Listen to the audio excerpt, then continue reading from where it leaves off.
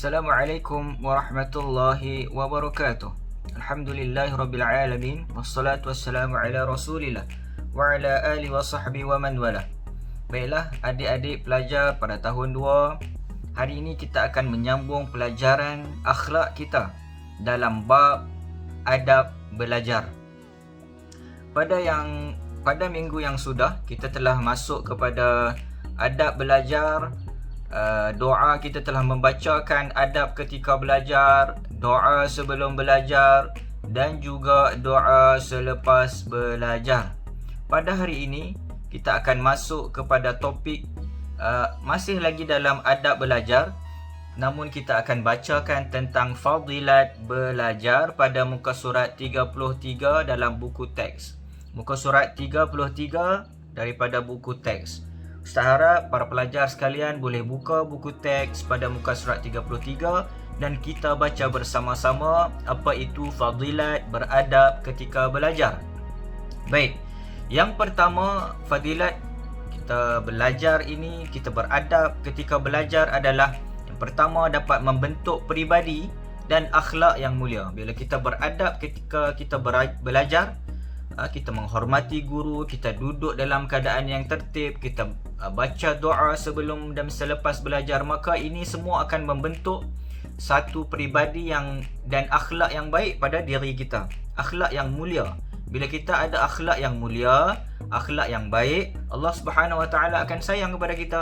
Nabi SAW sayang kepada kita dan orang-orang sekeliling kita juga akan sayang kepada kita. Kawan-kawan kita akan berasa senang dengan kita, guru-guru akan berasa senang dengan kita, dan orang-orang masyarakat juga akan merasa senang dengan kita jika kita mempunyai akhlak yang baik dan mulia.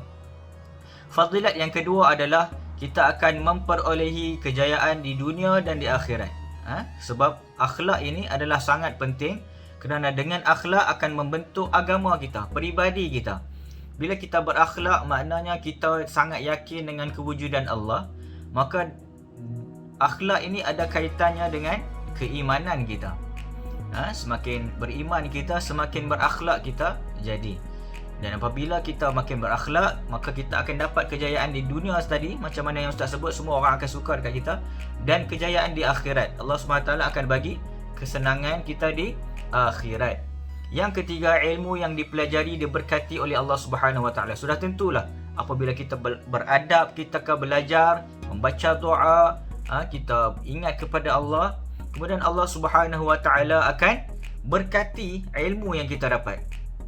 Ilmu yang diberkati ini dapat kita lihat dengan amalan terhadap apa yang kita belajar. Kita dah belajar, contohnya beradab ketika belajar, maka kita amalkan. Kita jadi orang yang beradab ketika belajar, maka ilmu inilah telah diberkati oleh Allah Subhanahu Wa Taala. Mudah ingat dan faham pengajaran guru. Bila kita beradab, kita menjalankan disiplin-disiplin keilmuan, beradab ini, maka mudah untuk kita mengingati pelajaran yang telah kita belajar dan yang telah diajarkan oleh guru.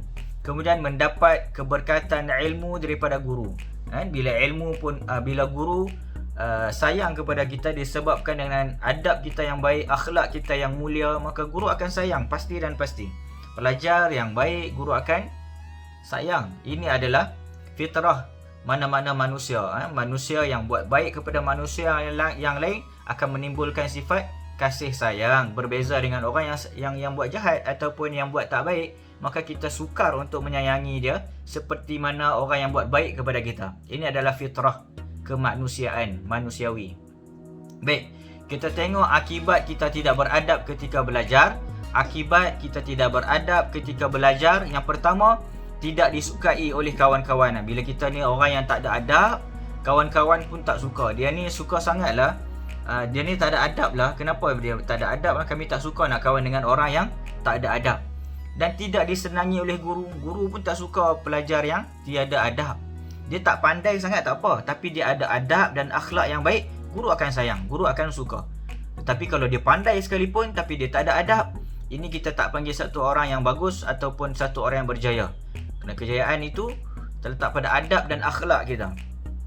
Kemudian susah untuk memahami pelajaran. Bila kita tak ada adab, dalam belajar, kita sukar untuk menerima ilmu-ilmu kerana ilmu ini adalah cahaya, sedangkan perbuatan yang tidak baik itu adalah kegelapan. Mana mungkin cahaya dia boleh bergabung dengan kegelapan, melainkan kita buat dengan perbuatan cahaya juga. Perbuatan akhlak yang mulia ni akan seumpama cahaya yang baik. Maka ilmu cahaya, akhlak yang baik cahaya, dia bolehlah bergabung.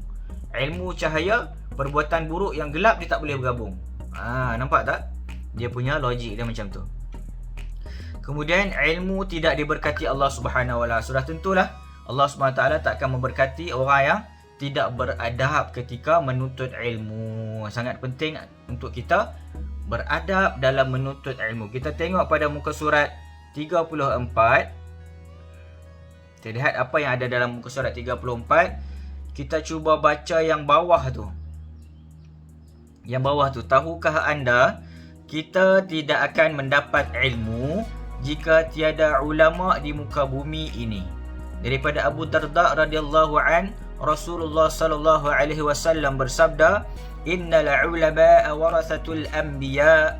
Sesungguhnya ulama adalah pewaris para nabi. Riwayat Abu Dawud dan Tirmizi. Imam Syafi'i rahimahullah berkata, man arada ad-dunya fa'alayhi bil ilm, wa man arada al-akhirah fa'alayhi bil ilm, wa man aradahuma fa'alayhi bil ilm. Sesiapa yang mengkehendaki dunia, dia pula ada ilmu, dia perlu ada ilmu.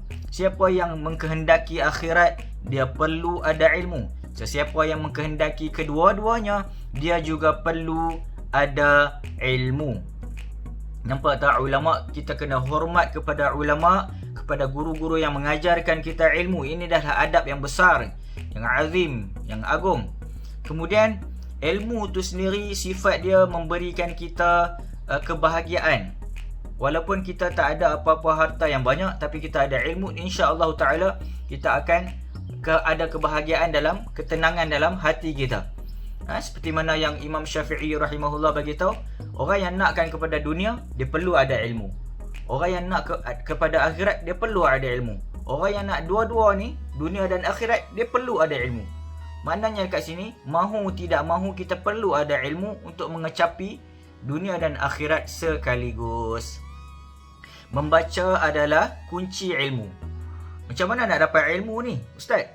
Ilmu ni kita dapat, salah satu kuncinya adalah membaca. Banyakkan membaca buku yang bermanfaat, yang berfaedah, yang berilmiah. Kalau sekali-sekala nak baca novel ataupun buku-buku komik tu tak ada masalah. Tapi lebihkan, banyakkan membaca buku yang berbentuk akademik ataupun mempunyai pengisian jiwa, buku-buku agama, buku-buku pengetahuan, sains, sejarah dan apa-apa sahaja yang menambah ilmu pengetahuan kita. Ilmu yang dipelajari hendaklah diamalkan, disampaikan. Bila kita dah tahu sesuatu ilmu, maka kita bolehlah sampaikan kepada orang lain. Ini adalah satu amalan yang besar, mengajarkan orang lain tentang ilmu, kerana ilmu ni kedudukan dia sangat tinggi. Kan orang yang berilmu ni berbeza dengan orang yang tak ada ilmu. Allah Subhanahu Wa Taala mengangkat darjat orang yang berilmu ni di atas orang yang tak ada ilmu. Yarfa'illahu alladhina amanu. Siapa yang Allah Subhanahu Wa Taala mengangkat darjat orang yang diberikan ilmu di kalangan kamu. Maknanya orang yang berilmu ni darjatnya akan diangkatkan. Baik, Ustaz harap kamu semua faham tentang fadilat kita beradab ketika menuntut ilmu dan akibat tidak beradab ketika menuntut ilmu. Untuk dua tajuk ini sahaja, Ustaz harap kamu dapat buat nota. Kamu tak perlulah buat nota banyak-banyak sangat. Cumanya untuk adab fadilat ni kamu cuba, Ustaz nak latih kamu tulis sebenarnya. Ustaz tak nak memberat-beratkan kamu. Kamu tulis 3 sahaja. 3 sahaja fadilat dan 3 sahaja akibat. Sikit sahaja. Tulis. Tak perlulah buat peta minda sebab mungkin susah sikit. Kamu belajar untuk salin semula nota daripada buku teks supaya tangan kamu biasa menulis tulisan Jawi. Ustaz harap kamu dapat tulis dengan cantik sahaja dalam buku tulis kamu, buku tulis akhlak, tulis fadilat, beradab ketika ilmu, 3 sahaja fadilat dia Ustaz nak. Kemudian akibat, tidak beradab, 3 sahaja akibat. Tak perlu banyak-banyak, okey? Ustaz harap dengan latihan ini dapat memantapkan gaya penulisan kamu dalam bahasa Jawi. Okey? Setakat itu dahulu aku liqauli hadza wa astaghfirullahal azim li wa lakum. Subhanakallahumma wa bihamdika asyhadu an la ilaha illa anta wa nastaghfiruka wa natubu ilaik. Assalamualaikum warahmatullahi wabarakatuh.